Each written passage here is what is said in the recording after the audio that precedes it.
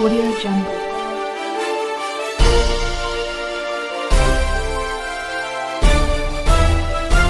Audio Jungle.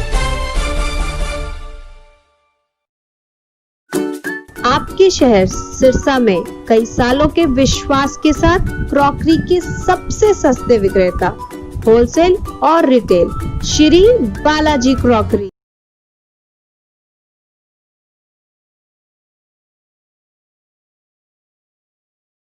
Sirsa जिले की नरमे की खास करके फसल सोने की फसल जिहड़ी कि बिजाई के वेले बहुत ही वधिया सी, पर कुदरती मार की वजह करके और कुछ नकली बीज और नकली पैसटीसाइड की वजह करके नरमे की फसल जी है करीब सिरसे जिले की 90% तो ज़्यादा खराब हुई।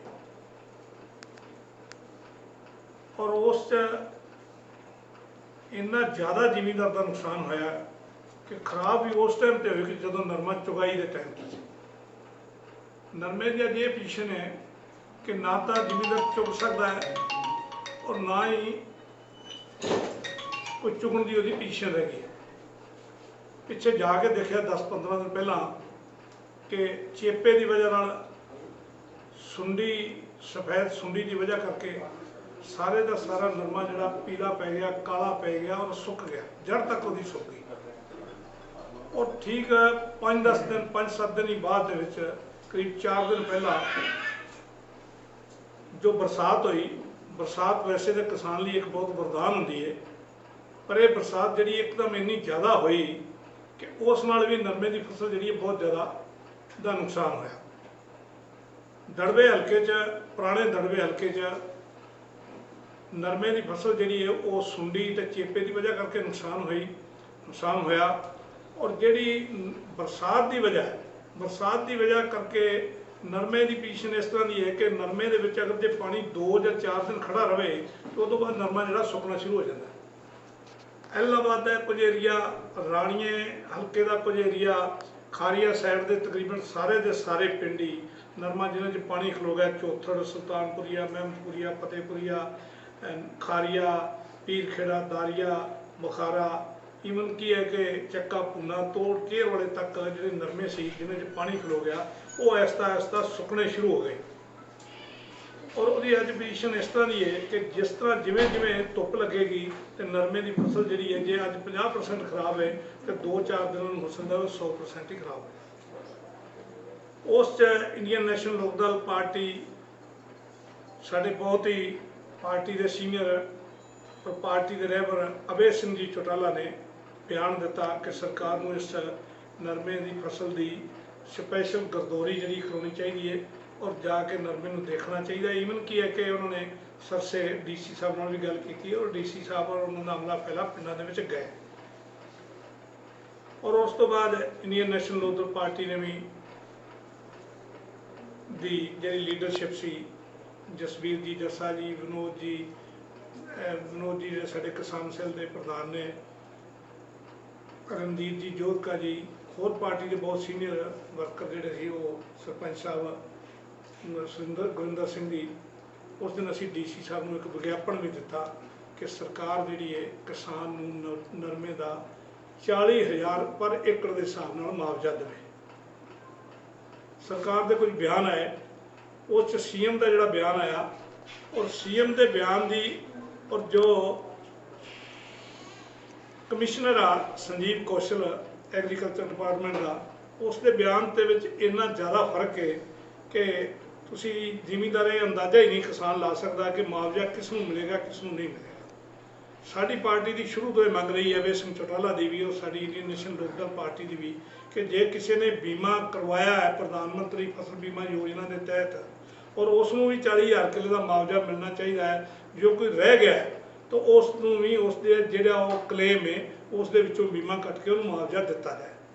पर CM ने अपनी प्रैस नोट के इसका कितने भी जिक्र नहीं किया और ना ही संजीव कौशल ने जिक्र किया। उसने सिर्फ गरदौरी करने वास्ते क्या है, मुआवजे की गल नहीं की। असी इस गल की निखेधी करते हैं और CM और कमिश्नर को एग्रीकल्चर जो मंत्री साहब ने उन्होंने कोई रिक्वेस्ट करांगे कि वो इस गल को क्लीयर करना ताकि किसान जिहड़ा है वो इस गल की तसल्ली प्रगट करे कि सरकार जी मेरी बांह फड़ेगी, सरकार मैनू मुआवजा देगी। अगर सरकार ये नहीं करती तो एक ਜ਼ਿਮੀਂਦਾਰ ਨੂੰ मारन वाली गल होगी। जे कोई ਜ਼ਿਮੀਂਦਾਰ का बहुत ਵੱਡਾ नुकसान होया और सरसे जिले की सब तो सोहनी जी मुख्य फसल जी है वो नरमा तो कपास की फसल है और जिदा कि 90% असीं समझने कोई नुकसान है वह जे सरकार ने सही मुलांकन ना किया, ਜ਼ਿਮੀਂਦਾਰ ਨੂੰ मुआवजा ना दिता तो असीं एक बड़े वड्डे अंदोलन के राह ਜ਼ਿਮੀਂਦਾਰ ਨੂੰ चलना पड़ेगा। दूसरी गल आ कि सरकार ने पिछले दिनों जो लगातार लोगों ਦੀਆਂ ਜ਼ਰੂਰਤ ਦੀਆਂ ਗੱਲਾਂ ਵੱਲੋਂ ਧਿਆਨ ਹਟਾਉਣ ਲਈ कुछ ਗੱਲਾਂ कर रहे ਆ जो कि बहुत ही निंदनयोग। मैं ध्यान दिवाना चाहांगा कि हिंदुस्तान की आज़ादी तो पहला महाराजा रणजीत सिंह का राज अफगानिस्तान तो लैके तिब्बत तक राज सी। जम्मू कश्मीर उसका हिस्सा सीगा। जम्मू कश्मीर के उस हिस्से दे विच ही अफगानिस्तान ते हिंदुस्तान की सरकार उस टाइम की पंजाब की सरकार महाराजा रणजीत सिंह की सरकार ने जम्मू कश्मीर नूं रल के जित्या और जम्मू कश्मीर से चढ़ाई की।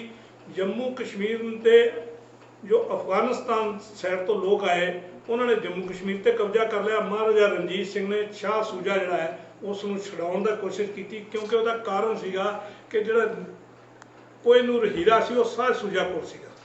तो महाराजा रणजीत सिंह उन्होंने लैके आ गए और कुछ चिर बाद ही महाराजा रणजीत सिंह का उस जम्मू कश्मीर से कब्जा होया और उत्थे एक पंजाबी भाषा उस टाइम तो लागू सी, पंजाबी भाषा बोलते सी। देश आज़ाद होने तो बाद भी जम्मू कश्मीर की दूसरी भाषा पंजाबी सी। अज उस सरकार ने की किया है कि पंजाबी भाषा जी है उसनूं वापस ले लिया। एक बहुत ही निंदनयोग घटना है और इसनूं दोबारा जिहड़ा है सरकार नूं उसके बारे सोचना चाहिए कि हिंदुस्तान की एक बड़ी मुख्य भाषा जी कि हिंदुस्तान का बहुत वड्डा तबका बोलन लिया और सानू इस गल का पंजाबी होने का माण भी है कि अज दुनिया के घट्टो घट्ट 17 मुल्कों च पंजाबी भाषा को दूजी भाषा का दर्जा मिला है, चाहे वह कनेडा है, चाहे इंग्लैंड है, चाहे होर कई ने, ईवन आस्ट्रेलिया तक। और साडा एक सूबा जिहड़ा कि जिहदा कि बहुत वड्डा हिस्सा क्योंकि महाराजा रणजीत सिंह का राज जिहड़ा करीब 22 साल उत्थे राज रहा। उस बाद जो डोगरे का राज रहा तो वह भी असीं समझ रहे हैं कि वह भी एक पंजाबी सी जिन्होंने करीब 100 साल के करीब राज किया। उस पर पंजाबी दोबारा लागू करनी चाहिए। इस तरह की किसी भी एक फिरके के नाल जिहड़ी ना जाति नहीं करनी चाहिए। कि नेचुरल क्लाइमेटी से जैसे क्रॉप डैमेज हुई है उसको सरकार कंपनसेट करे। आपके याद होगा कि जब 1970 में पहली बार मुख्यमंत्री चौधरी देवीलाल बने थे तो किसानों की फसल उस टाइम जब डैमेज हुई थी पहली बार हिंदुस्तान के अंदर उदाहरण है कि जो कंपनसेट किया है किसी फार्मर को और किसी मुख्यमंत्री ने, उस शख्स का नाम चौधरी देवीलाल है। जो मौजूदा व्यवस्था है इनको एक्चुअल खेती के बारे में पता ही नहीं। आपके याद होगा एक मजाक सही है कि सोनिया गांधी मध्य प्रदेश में चली गई थी एक बार तो वहाँ किसानों से मिली और किसानों ने कहा मिर्च की बात आ गई जे हरी मिर्च और जे लाल मिर्च है, हरी जे रेट है और लाल ज़्यादा महंगी बिकती है। तो उनको बोली लाल क्यों नहीं उगा लेते आप। तो ये तो ऐसी व्यवस्था है जो मौजूदा व्यवस्था है। तो चौधरी देवीलाल और इनका जो कुनबा है आगे इन्होंने अपने हाथ से हल चलाया है। इनको किसानों के दर्द के बारे में पता है। जहाँ तक मुख्यमंत्री का ट्वीट है उन्होंने ये बात भी कही है कि जो प्रधानमंत्री बीमा योजना है जिन्होंने रजिस्ट्रेशन करवा रखी है उनको कंपनसेट करेंगे। लेकिन गिरदावरी करने वाला तो सरकारी पटवारी है ना, उन्होंने दोनों में विरोधाभास है। पटवारी कुछ लिखेगा कंपनी कुछ कहेगी। तो जा तो सरकार ही कंपनसेट करे सभी चीज़ों को। तो जिसकी जेब से पैसे जाएंगे कंपनी की जेब से तो वो क्यों ज़्यादा एरिया दिखाएंगे। तो जहाँ भी विरोधाभास है तो हम मांग करते हैं इंडियन नेशनल लोकदल पार्टी कि सही तरीके से इसकी गिरदावरी करे और एक एक एकड़ की जो डैमेज हुई है क्रॉप उनको कंपनसेट करने का काम करे। प्रधान जी, एक जैसे सरकार बीमा जब करती है तो वो एक यूनिट गांव को मानती है क्या आपको लगता है कि पूरे गांव में ही जब पूरा उदाहरण खराब होता है? उदाहरण मैं दे देता हूँ आपको। अगर बीमा किसी बिल्डिंग का कर दें, जहाँ सिरसा शहर के अंदर सिनेमा हॉल का कर दें, किसी मॉल का कर दें, उसको अगर कोई आग से कोई घटना हो जाती है, शॉर्ट सर्किट से हो जाती है, वैसे डैमेज हो जाती है बिल्डिंग, तो कंपनी उसको फुली कंपनसेट करेगी। तो वो थोड़ी देखेगी कि आपके पड़ोसी की बिल्डिंग टूटी है तो कंपनसेट करेंगे हम। लेकिन फार्मर के साथ ये भेदभाव जरूर है, वो तो पूरा एरिया लेगी। अगर एक गांव में, पड़ोसी गांव में नहीं है तो उस गांव को कंपनसेट करेगी नहीं वो। तो क्या आप मानते हैं किसान को यूनिट मानना चाहिए या प्रति हेक्टेयर को या एकड़ को? प्रति हेक्टेयर को मानना चाहिए। ये क्या मतलब है, अगर बरसात भी अगर यहाँ हुई है बट छोड़ के दूसरे में बरसात ही नहीं होती, हेल स्टोर्म की बात करें, हेल स्टोर्म की, अगर जहाँ है तो दूसरे एकड़ में नहीं है, तो इसका मतलब ये थोड़ी है कि वो इससे वंचित रह जाए। तो ये तो इनको एक्चुअल पता नहीं है ना खेती के बारे में।